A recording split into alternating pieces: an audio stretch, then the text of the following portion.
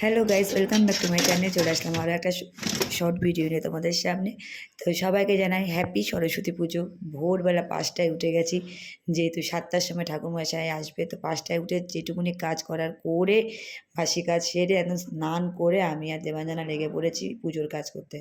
তো একদম যাকে বলে ঠান্ডা নেই, কি বলবো, সরস্বতী পুজোয় ঠান্ডা নেই, বুঝতে পারছো? অন্য মানে কী বলবো, মানে পুরো গরমকালের মতন লাগছে। সকালবেলা উঠে ঠান্ডা জলে স্নান করছি হলুদ মেখে।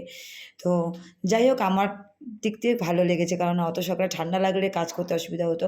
তো সব ঠাকুরকে এক এক করে মালা পরিয়ে নিয়েছি এদিকে আমি, আর ওদিকে সব ঠাকুরের, সরস্বতী ঠাকুরকে এই ঘরে বসিয়ে সুন্দর করে গোছানোগুলো ও করছিল। তারপরে আমি ঘরটা পাতবো বলে ঘর-টরের মধ্যে রেডি করছিলাম। আর এদিকে দেখতে পাচ্ছ আমার ঠাকুরকে এদিকে পুজো দিয়ে দিয়েছি, সব ঠাকুরকে মালা পরিয়ে খুব সুন্দর লাগছিল।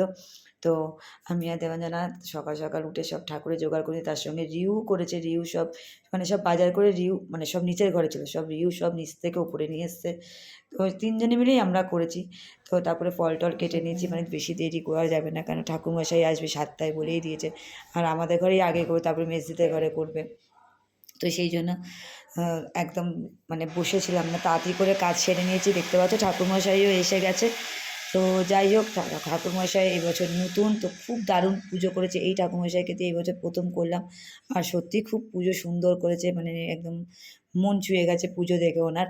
তো চলো, না আমাদের ঘরে পুজো তো হচ্ছেই, তারপরে ওদিকে মেজদি ওদিকে রেডি করি, তারপরেই পুজো শেষের পরে একটু চা, তো ড্রেস ট্রেস ছেড়ে চা খেয়ে নিলাম। আর তারপরে রান্না করব বলে শাড়িটা ছেড়ে নিলাম, কারণ রান্নার সময় শাড়ি টাড়ি পরে রান্না করতে অসুবিধা হয়। তো তারপরে শুরু করে দিলাম খিচুড়ি। আর খিচুড়িতে বিভিন্ন রকম সবজি দিয়েছি। আর সবজি দিয়ে খিচুড়ি করলে ভালো লাগে, শীতকাল যেহেতু সবজি দিয়ে খিচুড়িটাই ভালো লাগে। তো নানান রকম সবজি পড়েছে, গাজর, ফুলকপি, তারপরে সিম, কুমড়ো, আলু। তারপরে বসিয়ে দিয়েছি ওদিকে আলুর দম, কষা কষা আলুর দম কাশ্মীরি, আর খিচুড়ি, তার সাথে বেগুন ভাজা। হ্যাঁ, সাথে চাটনিও করেছি। চাটনিটাও মানে বাদ দেওয়া যায় না, কারণ খিচুড়ির সাথে চাটনিটাও ভালো লাগে।